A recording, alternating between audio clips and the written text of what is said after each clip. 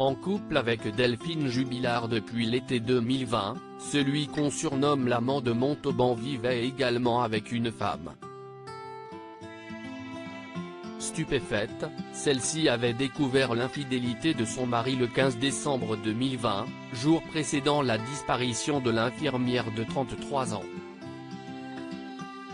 Suspectée d'être peut-être impliquée dans l'affaire, la maison de l'amant et de sa femme a été perquisitionnée peu de temps après la disparition de la maman de Louis et d'Elia.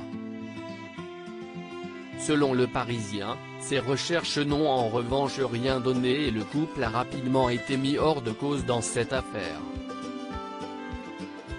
Un temps soupçonné par les avocats de Cédric Jubilard, notamment à cause de 145 appels émis vers un numéro inconnu au moment de la disparition de l'infirmière, l'implication de la femme de l'amant de Delphine a également été écartée par les enquêteurs.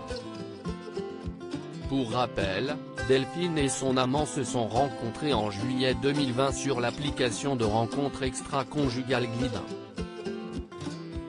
Par la suite, ils s'étaient vus fréquemment dans des hôtels et souhaitaient même emménager ensemble en février 2021. Interrogé plusieurs fois par les gendarmes, l'amant avait même confié qu'il projetait de se marier et qu'il parlait d'avoir des enfants. De son côté, la femme de l'amant de Delphine avait d'abord pensé qu'il était ami et qu'il s'agissait d'une simple relation de confiance, une relation platonique jusqu'au jour où elle est tombée sur un message de l'infirmière avec un cœur.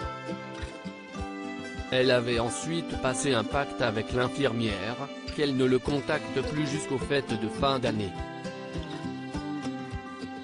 Très soupçonneux vis-à-vis de Delphine, son mari Cédric Jubilard craignait qu'elle n'ait un amant. « Si elle a un amant, je la lui ferai à l'envers », avait-il confié à l'une des amies de l'infirmière, quelques mois seulement avant sa disparition. Incarcéré à la prison de Cesse depuis le 18 juin 2021 et mis en examen pour homicide sur conjoint, Cédric Jubilard reste le principal suspect dans cette affaire même s'il continue de clamer son innocence et qu'il dénonce des conditions d'incarcération extrêmement dures à vivre. Cédric Jubilard reste présumé innocent des faits qui lui sont reprochés jusqu'au jugement définitif de cette affaire.